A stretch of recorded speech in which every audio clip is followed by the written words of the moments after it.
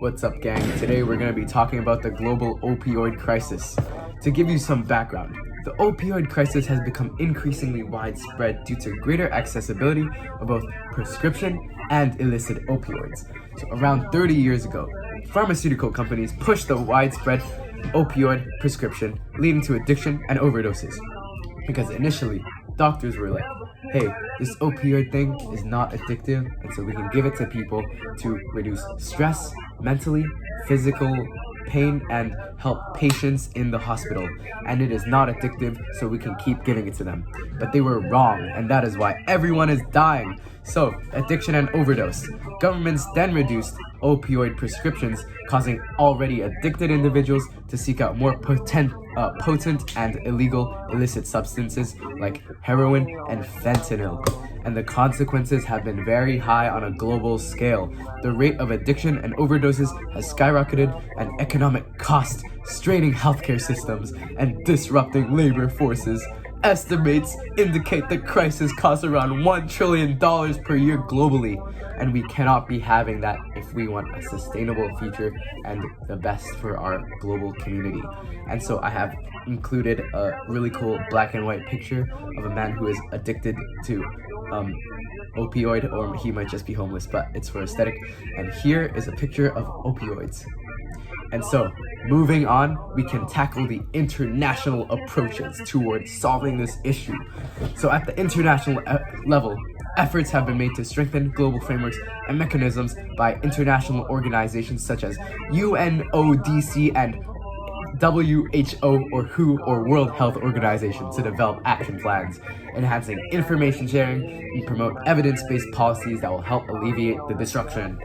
One key internationalist approach is a comprehensive strategy combining supply-side interventions, like disrupting drug trafficking networks and supply, with demand reduction initiatives, including improving access to addiction treatment and harm reduction services, and creating a holistic approach to recognize the needs to address both supply and underlying factors to the issue, because there are many factors that go into this issue, and that is why it is a global issue that we must tackle together on a multifaceted and multilateral perspective.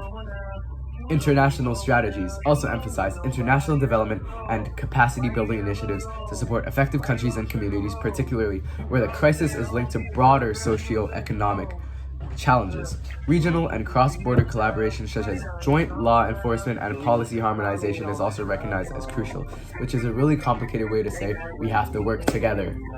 And so I have generously provided a really cool chart that shows the skyrocketing of illicit opioids in the recent times. Whereas 1999 there was barely any, and there was a slow rise and then a skyrocket to where everyone is addicted and dying to illicit opioids like fentanyl or heroin.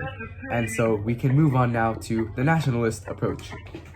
So while the opioid crisis is a global challenge, some countries have actually adopted nationalist approaches, prioritizing domestic interests over international cooperation. That is mind-bogglingly stupid, and I will take you through the reasons why. These strategies often focus on unilateral measures, emphasizing border security and law enforcement as the primary means of addressing the crisis, which doesn't address the root cause. Common nationalist approaches include prioritizing drug trafficking interdiction through aggressive law enforcement tactics and militarized border control.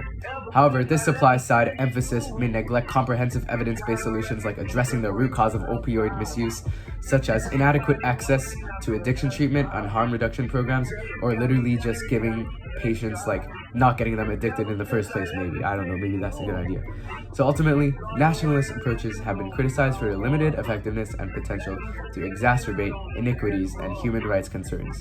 And due to this being a global issue, it is important to value a multilateral approach towards solving the issue, because it is an issue on a global scale that every nation is dealing with. And as an interconnected and interdependent global community, it is ever increasingly important that we work together.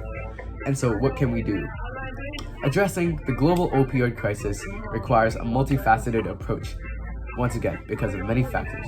However, this involves both individual and collective efforts, both as person to person and community and nation. As members of the global community, we can advocate for evidence-based policies and regulations that improve access to addiction treatment, raising awareness, strengthening drug supply chain controls, and implementing harm reduction strategies. At the community level, we can participate in and support organizations providing harm reduction services, such as needle exchange programs and anything else that can raise awareness or raise money or do anything, and challenge the stigma surrounding addiction. And encouraging those struggling to seek treatment is also crucial because every person counts, guys. Every person counts.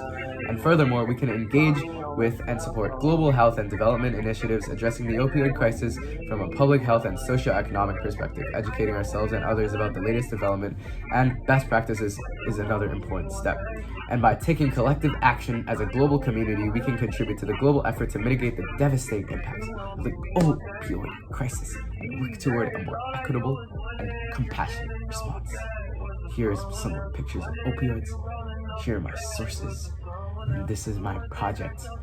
Thank you for watching, Mr. Van Wyck. We love you. We love your shirt. Farewell.